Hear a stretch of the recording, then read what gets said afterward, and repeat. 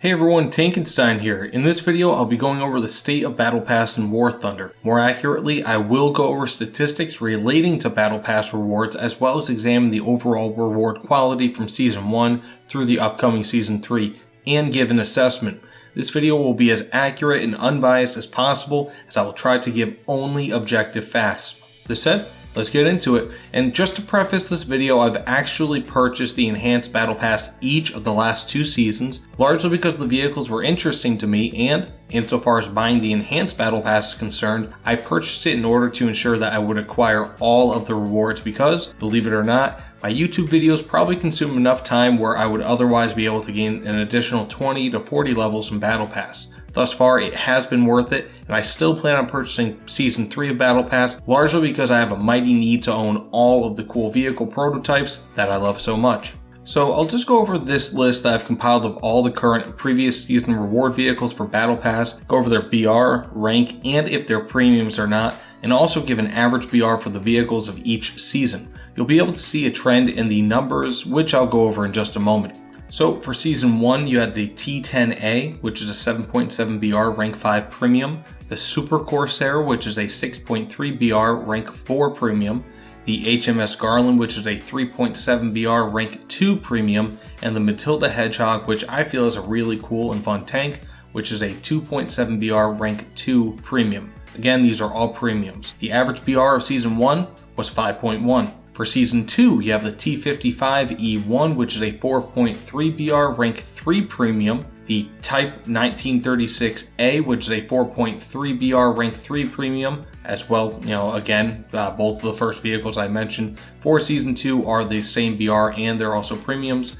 The ITP M1, which is a 3.3 BR rank 2 premium, and finally the Centurion Mark 5/1, which is a 7.3 BR rank 5 premium. And now this has an average BR of 4.8 for Season 2 reward vehicles.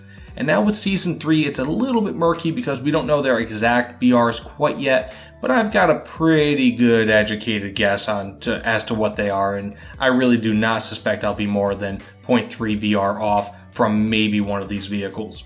So for number 1, the Toldi 2A, which is a rank 1, which will likely be around a 2.0 BR premium. The Voroshilov, which is a rank 4, it should be around 5.7 BR compared to the current Kirov class light cruiser in game, and this is actually not a premium. The P39Q25, which is a rank 3, and will likely be around 3.7 BR, and this is a premium. You can just kind of tell based on the other P39s around the same quality in game what this BR will be. And finally, the M6A2E1, which will be a rank 4. So previous seasons had a rank 5 as their top vehicle. This is a rank 4, likely around 6.3 or 6.7 BR, and it will be a premium. And I'll just kind of say it's a 6.7 BR vehicle just for the sake of it because I'd rather be a little bit over than a little bit under in my estimation.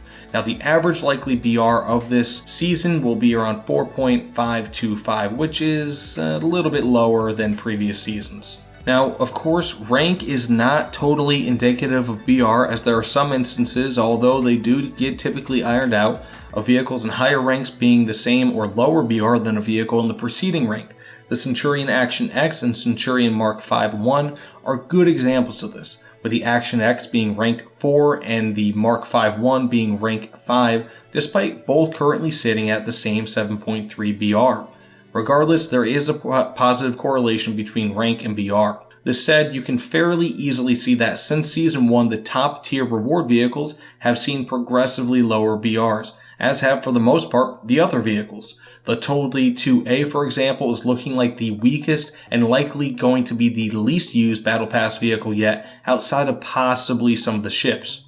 This isn't to say that the future vehicles will not buck this trend, but whereas Season 1 has 7.7 BR premium as the top reward vehicle, this current season is looking to have an outdated vehicle with a bigger cannon and heavier frontal armor, the M6A2E1, sit as the top reward vehicle, likely around 6.3 or 6.7 BR. This is about where the second highest reward vehicle sat in Season 1, being the Super Corsair. Not only this, but the M6A2E1 without the cannon and heavier armor, so the base level M6 sits at 4.7 BR, which just goes to show how outdated and flawed the design will be when you increase it by a full 2 BRs just because it has a better cannon and heavier frontal armor. This will also add around 20 tons of weight to the vehicle, which will substantially slow it down, and it was already a somewhat slow vehicle. Heck, even Season 2 with the Centurion Mark 5-1 as the top reward vehicle had a great vehicle that could stand up to several BR placements above it in terms of firepower and armor.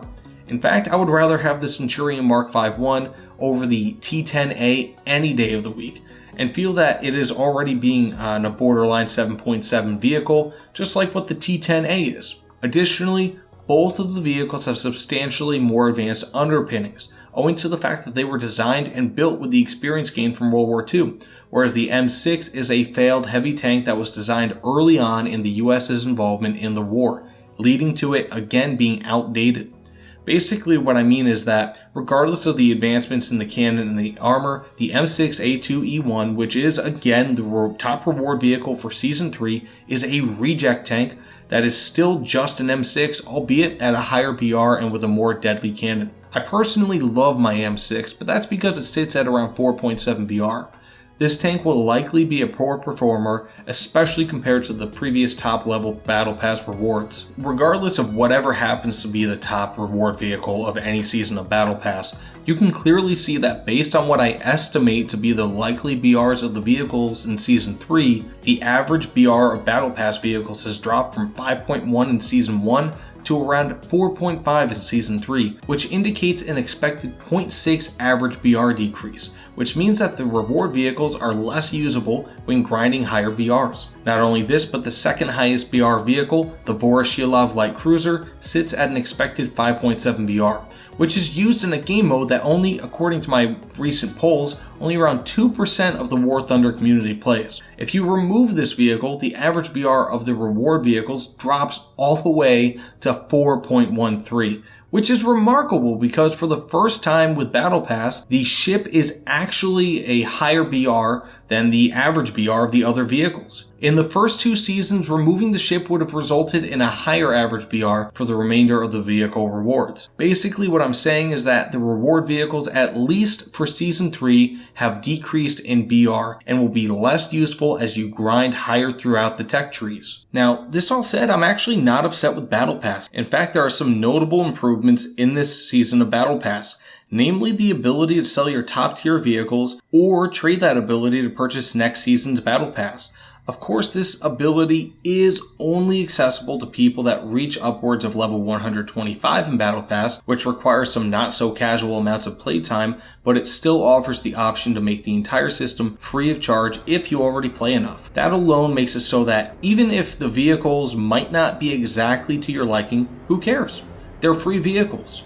Look, I think that Battle Pass has, in large, been a good thing, as even the rewards have helped people to do more in-game, the free rewards I mean to say. But it is concerning to see a steady BR drop, especially if you don't care about the ship rewards, because again, only a very small portion of the player base for War Thunder currently plays Naval. Of course, I do hope that grows because Naval does have a lot of potential and I personally think that's fun, but that's beside the point. I personally, as I have said in the past, hope to see the ME262 HG1 as a reward vehicle, as that would sit at the perfect BR for a top level Battle Pass reward, but I can only dream. And one final important thing to note here is that the Season 2 challenges that actually allow you to get the vehicles and the other rewards that you want were actually, as many people said, quite difficult, and I for one am actually still working on them, even though I'm actually pretty close to done. Season 3 challenges actually look quite a bit easier, and you can find them on the wiki linked below. Also, join the Discord, linked below.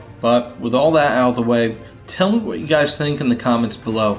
Do you think Battle Pass is worth it? And also, I do plan on making a video going over if I think that it is worth it in the coming few days, by the way. Also, does the direction of Battle Pass concern you? Do you currently even own Battle Pass? Do you plan on owning it in the future? Let me know in the comments below. I want to read your opinions. Either way, please subscribe if you'd like to support my channel, as it means the world to me. But that said, I'm signing out. I'll see you all on the other side. Take care, everyone.